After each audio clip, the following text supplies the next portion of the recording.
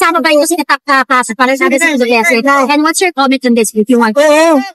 Sinabi ko na nga, wala namang ibang ginawa ang administrasyon na ito, kundi pamumulitika lang at paninira sa mga kalaban nila sa politika. Kung napansin ninyo, noong lumabas yung malaking issue ng blanco sa mga blanco sa budget, at maraming nagtatanong at maraming nagsasabi na unconstitutional yung budget, na tinanong kung paano naging legal yung paggamit nila ng pera, puro blanco yung nasa loob ng budget, ay lumabas yung impeachment ko. Yun. Tapos, nung nagkaroon ng malaking krimen sa Estados Unidos na merong namatay dahil sa drug overdose, at kung makikita ninyo doon sa police report ay nandoon ang pangalan ni First Lady Lisa Marcos, na isa sa mga tao doon sa loob ng kwarto kung nasaan yung tao ay nag-overdose sa suspected drug overdose sa hotel room, at ang daming nakikitang white powder substance na sinabi doon sa police report ay suspected cocaine din, ay bigla nilang kinuha si Pangulong Duterte. Nung lumabas naman yung kanilang May 1 na 20 pesos ang kilo ng bigas, at syempre dahil hindi naman totoo yung pangako na yon, pambobola lang naman yon sa mga tao, hindi nila kayang i-sustain, ay tinigil kaagad ng May 2, lumabas naman yung complaint ko kay Congressman Pulong Duterte. So nakikita nyo na basta merong nangyari na kanagawan ng administrasyon, ang ginagawa nila ay sinisira nila ang kanilang kalaban sa politika para matabunan yung totoong issue ng bayan. Does the President know about this already? I mean, si President Duterte, does he know about this new issue sa inyo about kay Congressman Pulong, ma'am, na pang-atake sa inyo family? Hindi ko alam. Kasi hindi kami nagkausap pa ni Pangulong Duterte. At hindi din kami nagkausap ni Congressman Pulong. Pero nakita ko siya na nagpa-interview siya doon sa labas ng detention center. So baka noong nasa loob siya ay napag-usapan nila. So clearly, VP, you believe na this is part of political, attack sa inyong mga Duterte? Oh yes, ma'am. Sabi ko na nga, every time nagkakaroon sila ng issue, malaking issue na kabalbalan na ginagawa nila, ang kanilang cover sa mga issue na ito ay atakihin yung kalaban nila sa politika. Ma'am, ano to? From national, or we're talking here about local politics, dyan lang po sa Davao? Hindi, national. Tulad nga ng sinabi ko, blanco yung budget, nag-file sila ng impeachment. Ang laking tanong nun kasi blank check yun Parang ikaw na ang magsasabi kung paano at saan mo gagamitin yung pera ng gobyerno. Nag-file sila ng impeachment. Nung nagkaroon ng drug overdose at merong namatay sa Amerika at nandoon sa loob ng kwarto si First Lady Lisa Marcos, at nandoon sa police report, cocaine, yung sinasabing nagkalat doon sa kwarto na yon, ay bigla na lang nilang hinila, kinidnap, kinuha, dinukot si Pangulong Duterte. Ngayon naman, 20 pesos ang kilo ng bigas, isang araw lang, tapos na, wala na.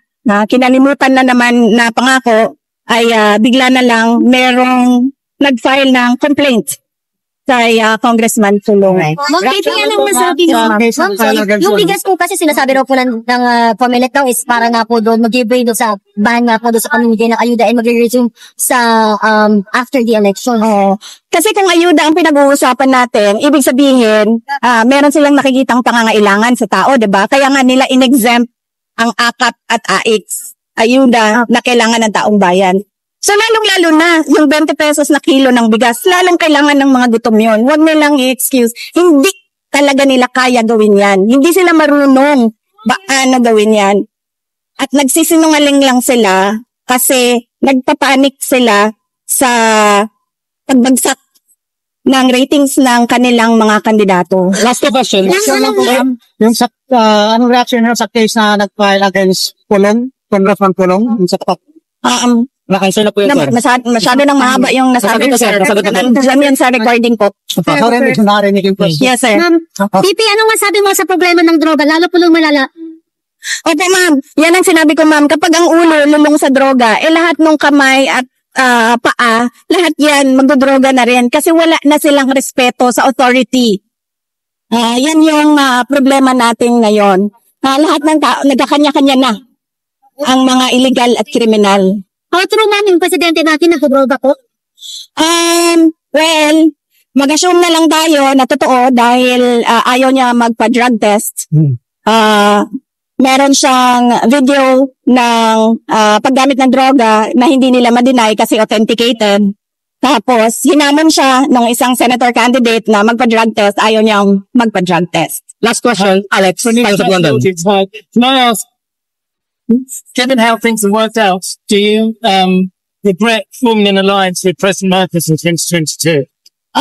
No, because I am vice president right now, so I do not regret anything. I am able to help a lot of people. I'm able to help people nationwide because my office is a national office. On that note, I am thankful. I am thankful that the 2022 elections happened and that I became vice president. And I think this was really bound to happen. The 2022 elections was bound to happen so that everyone can see what a Marcos can do to a country, and that is just bring us to the road to perdition. Ma'am, gaano ka-importante ang result ng 2020 ng election ngayon sa Last susunod? question. Ano daw? How significant will be the result of the election now sa next election, ma'am? Well, depende. Kasi pag karamihan ay oposisyon ang nanalo, ay meron na talagang magtatanong at ahadlang sa mga maling.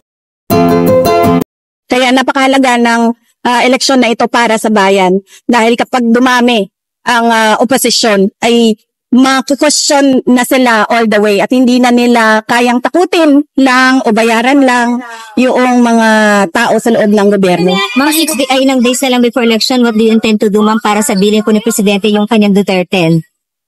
Pero na lang, ma'am. Opo. Tutuloy-tuloy pa rin yung kampanya namin. So, bukas meron kami sa Island Province, susunod sa Zamboanga, Sibugay, and then susunod sa North Cotabato. So, tuloy-tuloy na. Pagkatapos ng North Cotabato, ginagawa pa yung schedule. Ang huling-huli ko, supposedly is yung Holy Mass for peaceful elections sa Davao na yon, the day before. Wala nang kampanya yon, the day before election day. Ma'am, naka-schedule with PDP candidates. Will you join the meeting, the advance? March 8 supposedly ang meeting de avance ng PDP, pero nahihirapan ako ayusin yung schedule ko sa dami ng mga candidates na nagre-request na mabisita yung kanilang lugar at makakampanya para sa 10 senador. But with all of them, ma'am, with all the candidates. Thank you. Yes, ma'am, sorry, but when you were running during, the 2022 with PBBM under the unity ticket, ma'am, ulit-ulit po niyo pinapangako yung 20 pesos sa bigas. Andun po kayo. Pero what were your thoughts back then?